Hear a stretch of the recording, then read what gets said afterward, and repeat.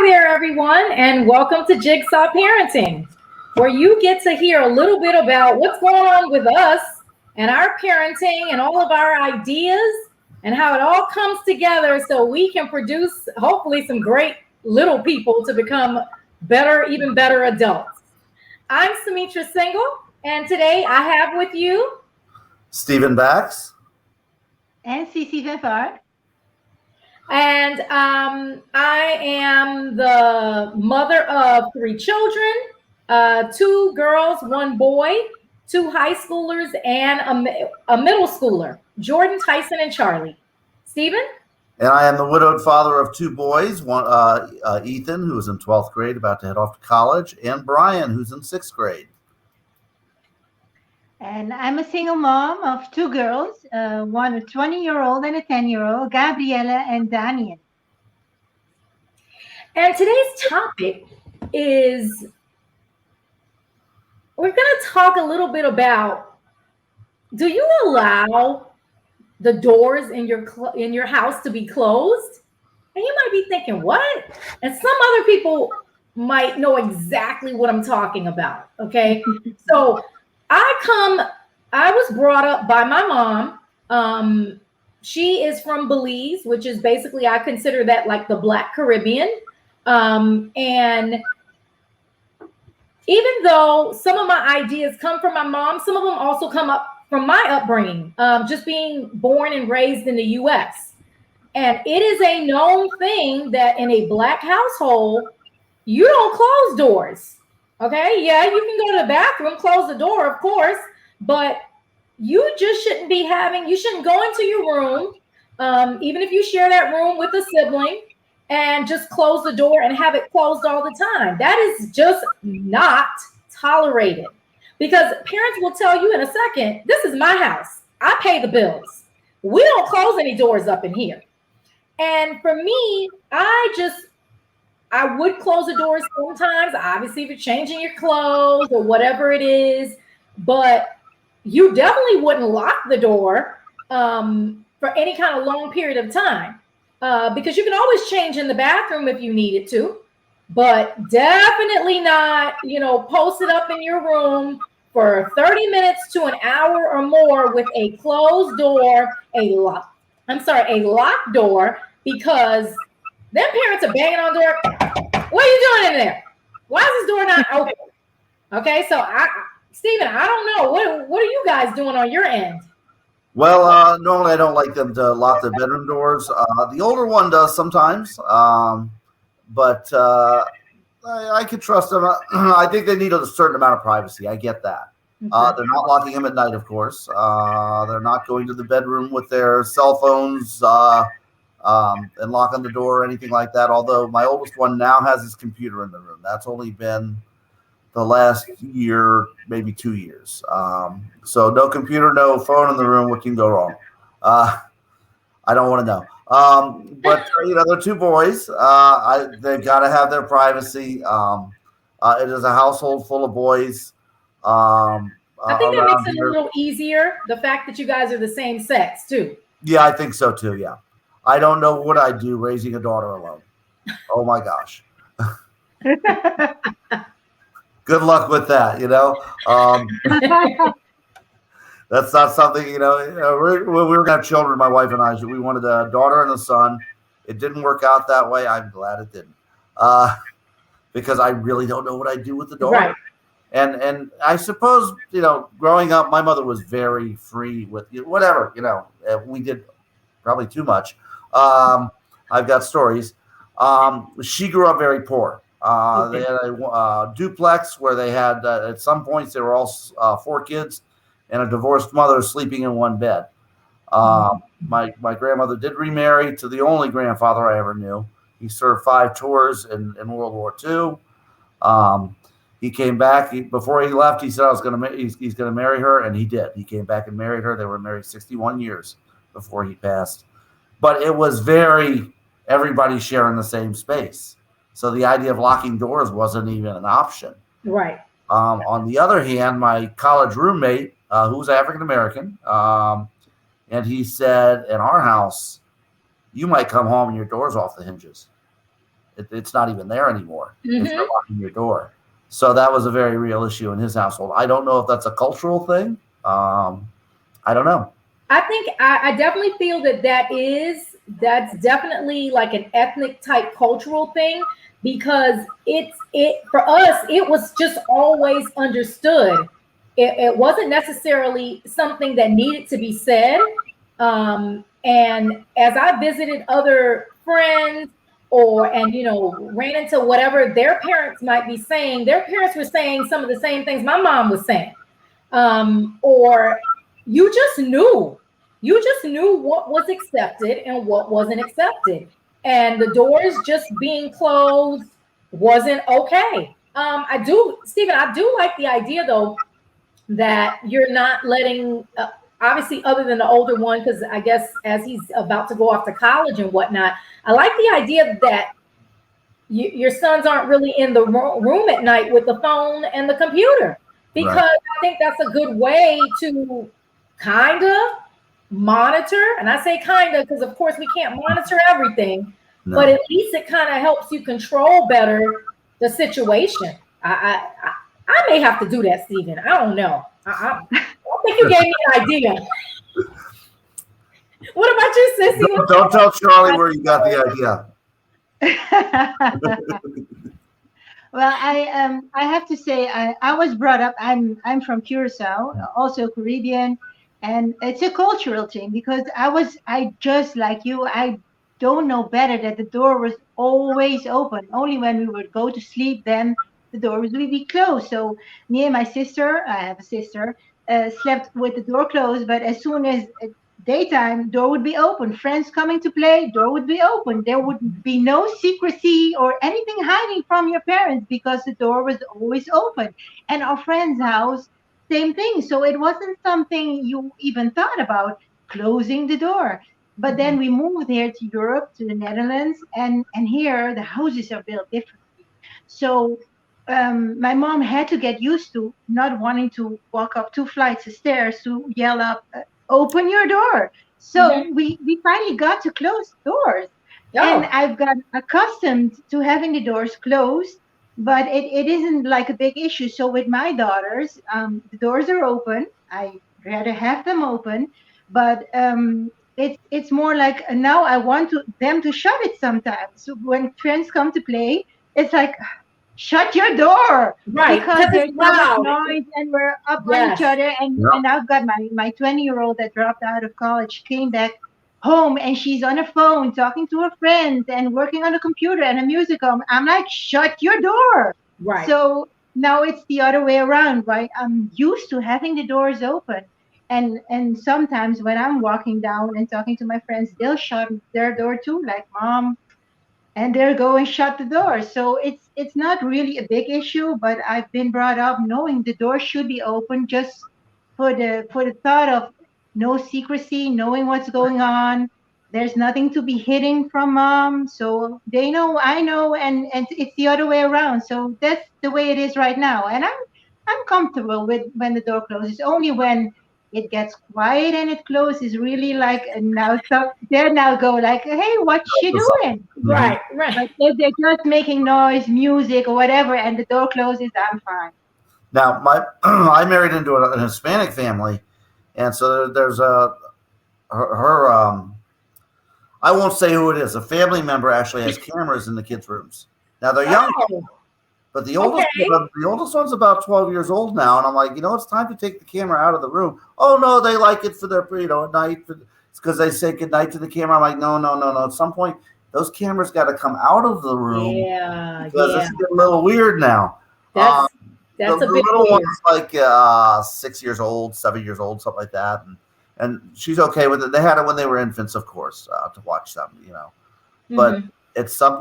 I think that's overreach. I think that's you got to I have a agree. certain level of privacy, um, Yeah, and and I think at some point it gets a little weird. it I is. agree. I Yeah, mean, because at 12, like yeah. we're in At that puberty. point, We're that camera needs into to come out of puberty. And that's there. just Yeah, Yeah, and they've discussed it. They're looking at the very real possibility. It looks like it's coming out now. Okay. Yeah, that's funny. I've never heard of that. I had never heard of it And that would either. I just, was like, wow. As an I don't infant, I know, get that's it. just a bit odd. Yeah, that takes Yeah. helicopter parents to a whole new level. For Yeah. real. It's like I, Big Brother in the home. It's Yeah, no. no. well, recently, my little one, we, if they want to, I'll tell you now, if they want to close doors, it's not a big deal.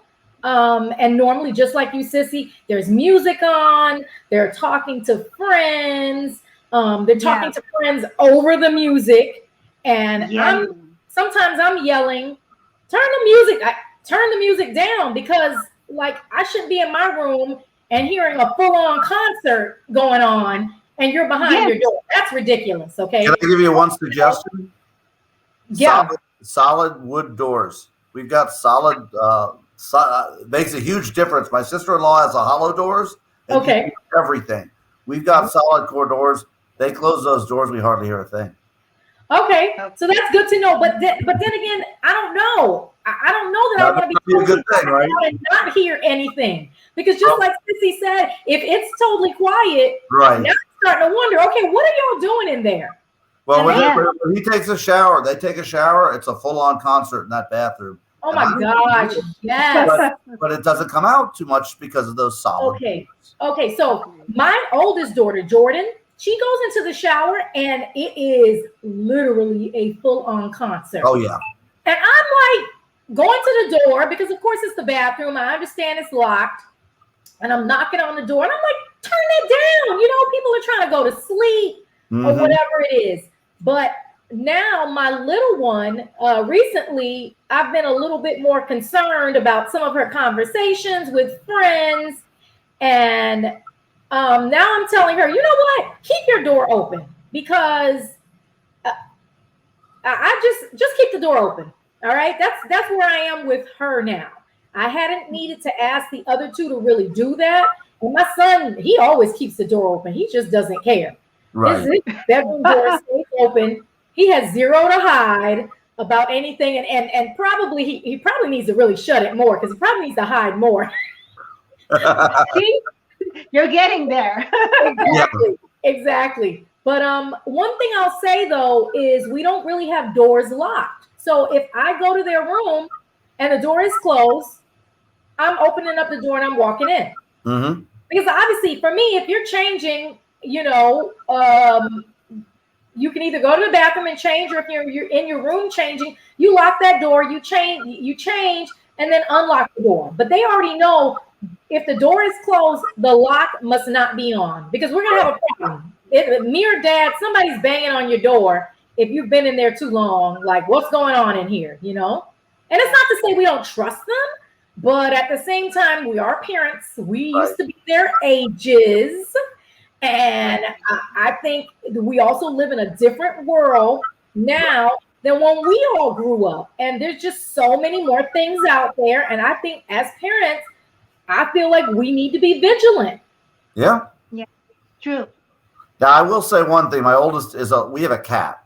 Okay. He has allergies. And he's the one that wanted the cat. Our last cat died. Dad, I want another cat. I'm like, oh, come on. Now we got rid of all the pets. That's good. Right. No, but I love this cat. Don't get me wrong. This cat's the best cat ever. But he has allergies. So he's fine with the cat when it's around the house, but the cat likes to jump up and sleep in his bed. Oh. So he closes the door for that. The youngest one usually keeps his door open. In fact, when the door is closed and it's locked, I just push a little pin in the middle and why is this door locked? Oh, well, I find out it's because he has the phone in the room and he forgot to put it away. Like he hasn't figured out how to be slick yet. And Right. I hope he does.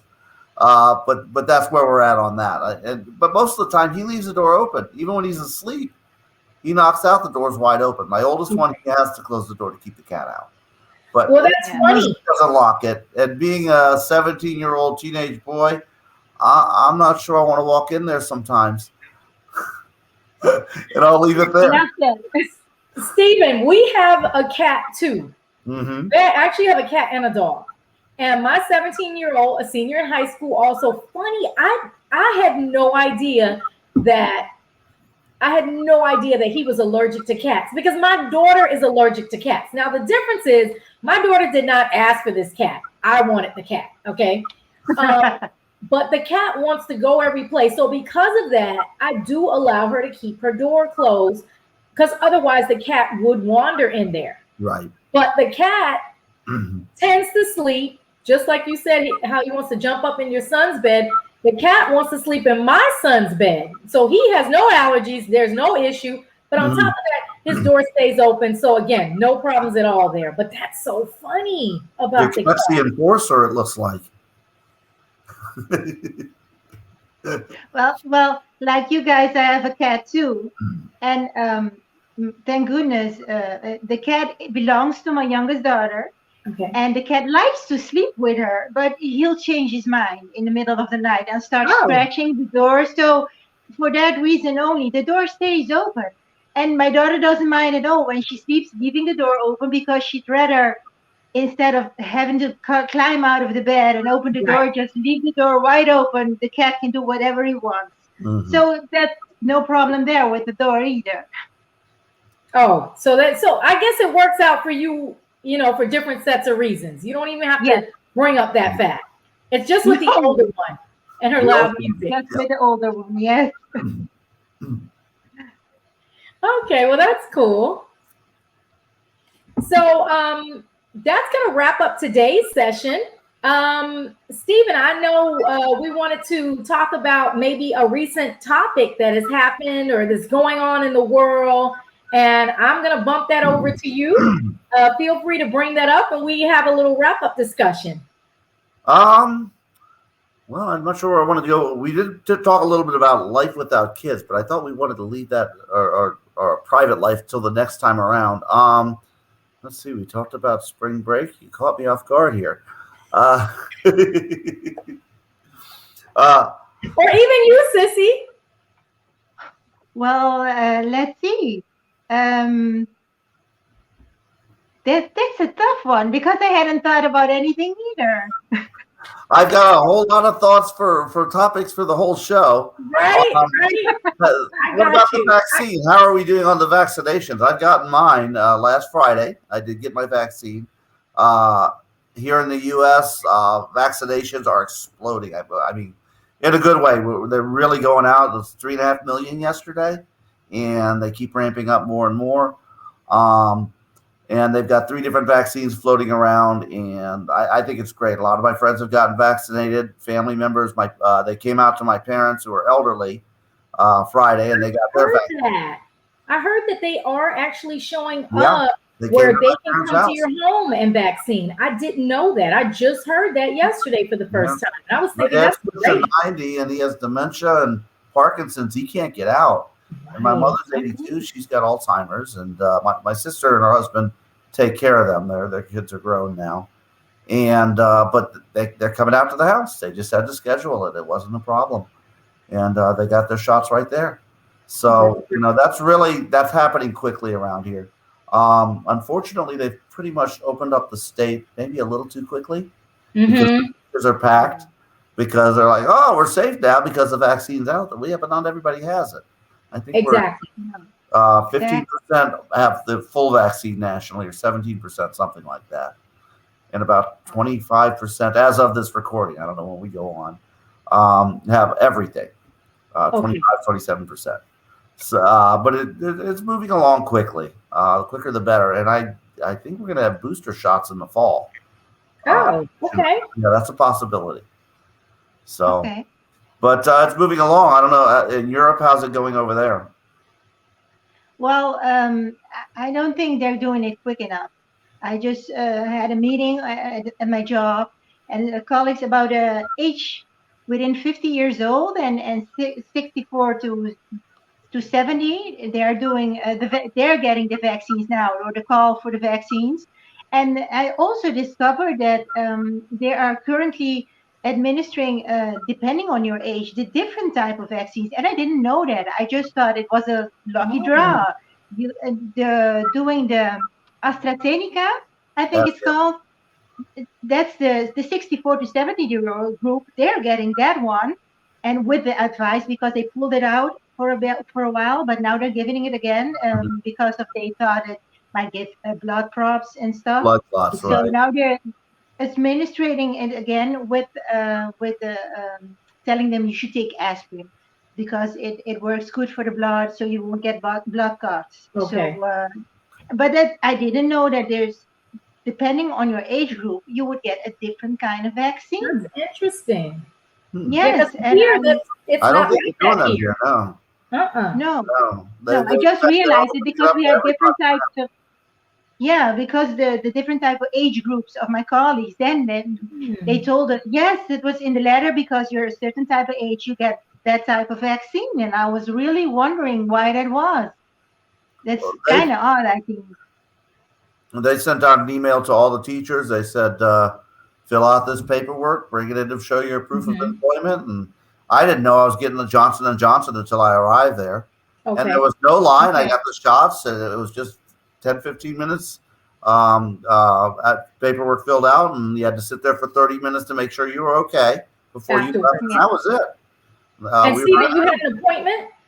I got the email at 2 o'clock in the afternoon. School ends at 2:20. Um, I told my son, I said, you're going to have to pick up your brother because I'm going to go get my vaccine. It was scheduled to be between 4 and 5 o'clock. I went early. I got there about 3. Wasn't a problem.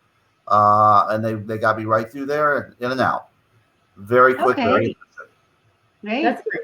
It definitely sounds like it's organized Yeah. and like you said, a lot more people are getting it. We're hitting some record-breaking numbers, and which is great to me because instead of hearing record-breaking numbers of deaths like we once Yes, upon a Right. time were hearing in the US, now we're hearing record-breaking numbers of vaccines being Yeah. administered. So I think we're well on our way to having ourselves as a country, and therefore I'm sure the entire world just in a better situation. Yeah. We can go back to some kind of sense of normal, whatever that may I just look want to like. get on an airplane again. Yeah. yes. Okay. Well, this has been today's Jigsaw Parenting, and we definitely want to thank you for joining us. Again, I was Sumitra Singal, and I have with me. Stephen Bax. And Sissy Van Vark. Until next time, you guys have a great day. Bye-bye. Bye. Bye.